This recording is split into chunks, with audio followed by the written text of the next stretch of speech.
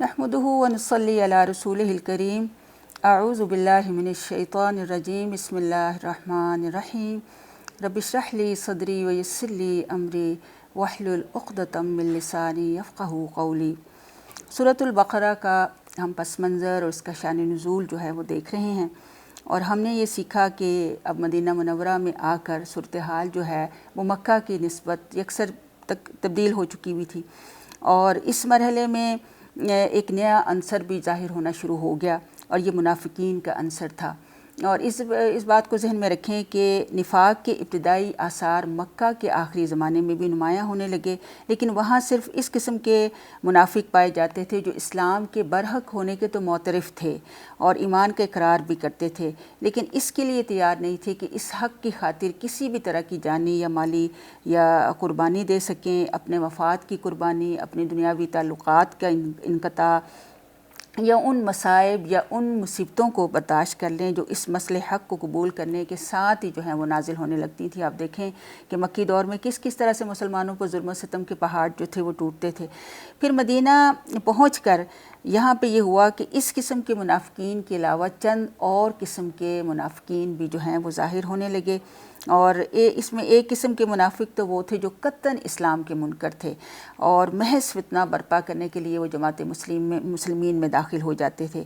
दूसरी किस्म के मुनाफिक वो थे जो इस्लामी जमात के दायरा इक़्तिदार में घिर जाने की वजह से अपना मफाद इसी में देखते थे कि अब इसको कबूल कर लेना, क्योंकि आप देखें कि जब उन्होंने देखा कि मुसलमान जो हैं इस वक्त क़ुव्वत में हैं और ताकत में हैं, और उसी वक्त फिर ग़ज़वा बदर भी आपको पता है कि 2 हिजरी में हुई, तो उसके बाद अब्दुल्ला बिन उबई का जो नाम बहुत आता है, जो बहुत ही बड़ा मुनाफिक था, मुनाफिकों का सरदार था, उसने भी सिर्फ़ इसमें यानी दायरा इक़्तिदार में मुस्लिम जमात को घिर जाने की वजह से अपना मफाद इसी में समझा, इसी वजह से उसने इस्लाम कबूल कर लिया।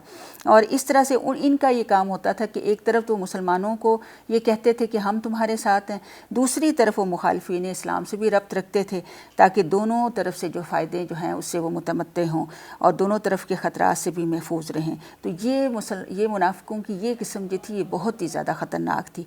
और तीसरी किस्म उन लोगों की थी जो इस्लाम और जाहिलियत के दरमियान मुतरद्दिद थे। जाहिलियत से मुराद क्या है? यानी इस्लाम की ज़िद जाहिलियत है, जो भी इस्लाम से हट कर है वो जाहिलियत है।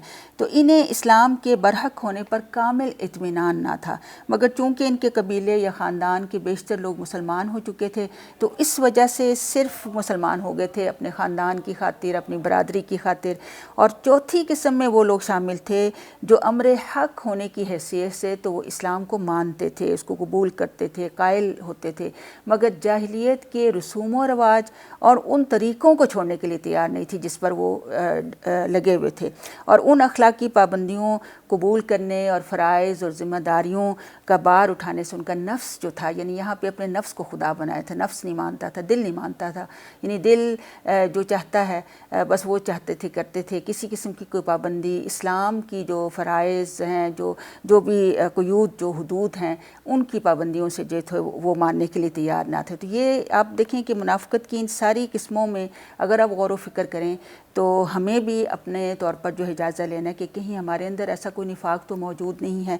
इसी वजह से आप देखें कि सूरह बक़रा के नुज़ूल के वक्त इन मुख्तलिफ़ अक़साम के मुनाफ़िकीन के ज़हूर की सिर्फ़ इब्तिदा थी, इसलिए अल्लाह ताला ने इनकी तरफ जो हैं मुख्तसर अंदाज से इनकी तरफ भी इशारात फरमाए और मुनाफ़िक़त के बारे में बताया कि मुनाफ़िक़त किसे कहते हैं, ताकि मुसलमान और ख़ुद प्यारे नबी सल्लल्लाहु अलैहि वसल्लम इन मुनाफ़िकीन की तरफ से होशियार रहें। और बाद में फिर जितनी जितनी इनकी सिफ़ात और इनकी हरकत नुमायाँ होती गईं तो उसी कदर तफसील के साथ बाद की सूरतें और हत्ता कि सूरतुल मुनाफ़िकून तो उतरी ही फिर मुनाफ़िकीन के सारे तर्ज़ अमल के हवाले से थी, तो उसके बारे में फिर अलग-अलग से हिदायत जो हैं भेजी गई।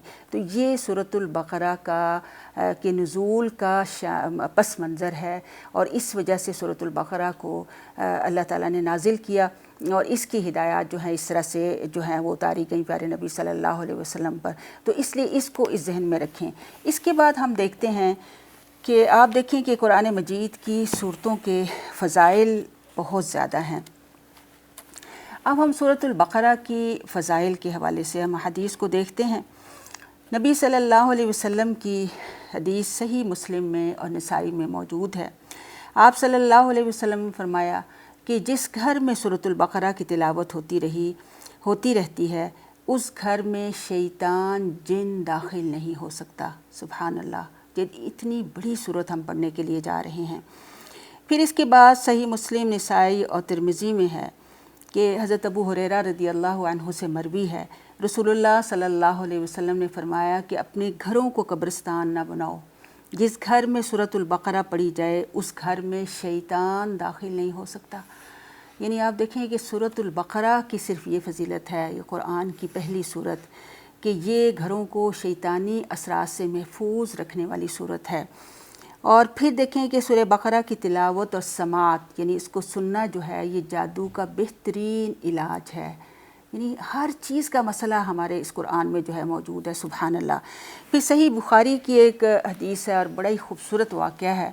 بہت ہی صحابی، حضرت قاری صحابی جو بہت اچھی تلاوت کرتے تھے، ان کی آواز بھی بہت ہی خوبصورت تھی، بڑی خوش الحانی کے ساتھ تلاوت کیا کرتے تھے۔ وہ کہتے ہیں کہ ان کا نام تھا حضرت اسید بن حدیر رضی اللہ عنہ۔ وہ کہتے ہیں کہ ایک مرتبہ میں نے سورہ بقرہ کی تلاوت شروع کی، وہ اپنے گھر میں بیٹھے ہوئے تھے، ان کا گھوڑا ان کے پاس ہی بندھا ہوا تھا۔ کہتے ہیں کہ جب میں تلاوت کر رہا تھا تو گھوڑے نے اچانک ہی اچھلنا کودنا اور بدکنا شروع کر دیا۔ تو کہتے ہیں کہ میں نے قرات چھوڑ دی۔ جب قرات چھوڑتا تو گھوڑا بھی سیدھا ہو جاتا، لیکن جیسے ہی میں دوبارہ پڑھنا شروع کرتا تو پھر وہ اسی طرح سے اچھل کود شروع کر دیتا۔ اب ان کے بیٹے جو تھے یحییٰ، ان کے پاس بچے تھے اور ساتھ ہی لیٹے ہوئے تھے، انہیں یہ خطرہ ہوا کہ کہیں گھوڑا ان کو نقصان نہ پہنچا دے، تو اس وجہ سے انہوں نے سورہ بقرہ کی تلاوت جو تھی وہ چھوڑ دی اور ایک دم سے آسمان کی طرف نگاہ بھی کی۔ پھر صبح جب ہوئی تو پھر نبی صلی اللہ علیہ وسلم کی خدمت میں حاضر ہوئے اور انہیں سارا واقعہ سنایا کہ میں اس طرح سورہ بقرہ پڑھ رہا تھا۔ آپ صلی اللہ علیہ وسلم مسکراتے بھی رہے اور کہتے رہے کہ بولتے رہو اسید، بولتے رہو۔ پھر اس کے بعد کہتے ہیں انہوں نے بتایا کہ اللہ کے رسول، جب میں نے پڑھنا بند کیا اور آسمان کی طرف دیکھا تو میں نے کہ گھوڑے کے بدکنے کی وجہ کیا ہے، تو پھر اوپر دیکھا تو ایک نورانی چیز سایہ دار ابر کی طرح تھی اور اس سے ایسی چراغوں کی طرح کی روشنی تھی اور میرے دیکھتے ہی دیکھتے وہ اوپر کو اٹھ گئی۔ تو پھر نبی صلی اللہ علیہ وسلم فرمایا کہ جانتے ہو یہ کیا چیز تھی؟ یہ فرشتے تھے جو تمہاری آواز کو سن کر قریب آ گئے تھے۔ اگر تم پڑھنا موقوف نہ کرتے تو وہ صبح تک یوں ہی رہتے اور ہر شخص اس کو دیکھ لیتا اور یہ کسی سے نہ چپتے۔ سبحان اللہ۔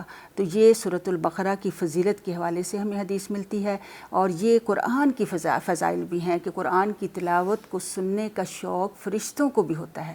اللہ ہمیں خوش الحانی سے قرآن کو پڑھنے اور اتنی محبت سے پڑھنے کی توفیق عطا فرمائے۔ پھر مسند احمد اور ابن ماجہ کی یہ حدیث ہے، پیارے نبی صلی اللہ علیہ وسلم نے فرمایا کہ سورہ بقرہ سیکھو، اس کو حاصل کرنا برکت ہے۔ دیکھیں کہ یہاں سیکھنے کا لفظ آیا ہے، انشاءاللہ ہم اس سورت کو سیکھیں گے، صرف اس کی تلاوت نہیں کریں گے۔ اس کو حاصل کرنا برکت ہے، اس کو چھوڑنا حسرت ہے۔ یہ پیارے نبی صلی اللہ علیہ وسلم کے الفاظ کے مفہوم ہیں جو میں آپ کے سامنے بیان کر رہی ہوں۔ پھر آپ صلی اللہ علیہ وسلم نے فرمایا کہ جادوگر اس کی طاقت نہیں رکھتے۔ پھر کچھ دیر چپ رہنے کے بعد فرمایا کہ سورہ بقرہ اور سورہ آل عمران سیکھو، دونوں نورانی صورتیں ہیں، اپنے پڑھنے والے پر صاحبان یا بادل یا پرندوں کے جھنڈ کی طرح قیامت کے روز سایہ کریں گے۔ سبحان اللہ۔ کیا ہم نہیں چاہتے کہ ہمارے اوپر اس دن سایہ ہو جس دن کوئی سایہ نہیں ہوگا؟ اس کے بعد دیکھیں کہ نبی صلی اللہ علیہ وسلم نے فرمایا کہ قرآن پڑھنے والا جب قبر سے اٹھے گا تو دیکھے گا کہ ایک نوجوان نورانی چہرے والا شخص اس کے پاس کھڑا ہوا کہتا ہے کہ کیا آپ مجھے پہچانتے ہیں؟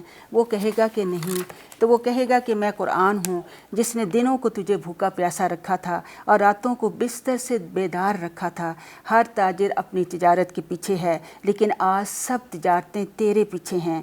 اب اسے ملک دائیں ہاتھ میں دیا جائے گا اور ہمیشگی بائیں ہاتھ میں دی جائے گی۔ اس کے سر پر وقار اور عزت کا تاج رکھا جائے گا۔ اس کے ماں باپ کو 2 ایسے عمدہ قیمتی حلے پہنائے جائیں گے کہ ساری دنیا کی ہر دولت، ہر قیمت اس کے سامنے ہیج ہوگی۔ وہ حیران ہو کر کہیں گے کہ یہ ہمیں کیوں دی جا رہی ہیں یہ ساری نعمتیں؟ تو انہیں جواب دیا جائے گا کہ یہ تیرے بچے کے قرآن پڑھنے کی وجہ سے، اس کے عمل کرنے کی وجہ سے یہ تجھے انعام کیا جا رہا ہے۔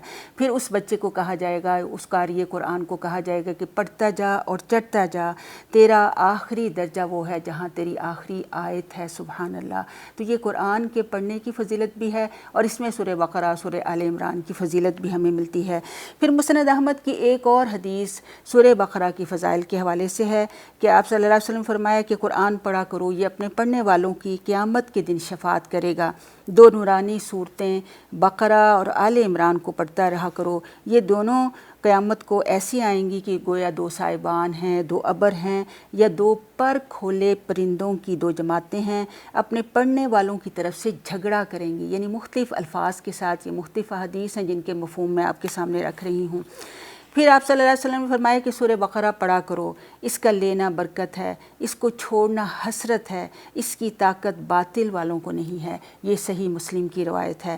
پھر آپ صلی اللہ علیہ وسلم کی ایک اور حدیث میں یہ بھی الفاظ آتے ہیں کہ یہ دونوں صورتیں پروردگار سے ڈٹ کر سفارش کریں گی۔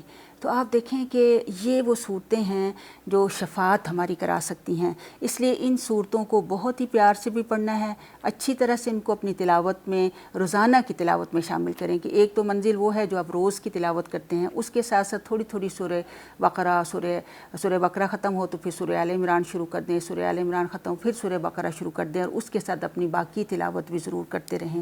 اللہ تعالیٰ اس قرآن کو ہمیں پڑھنے کی، اس کو سمجھنے کی، اس کو عمل کرنے کی توفیق ہمیں عطا ہو، اور اللہ تعالیٰ اس قرآن کو ہمارے دلوں کی بہار بنا دے۔ وما علینا الا البلاغ المبین۔ السلام علیکم ورحمۃ اللہ وبرکاتہ۔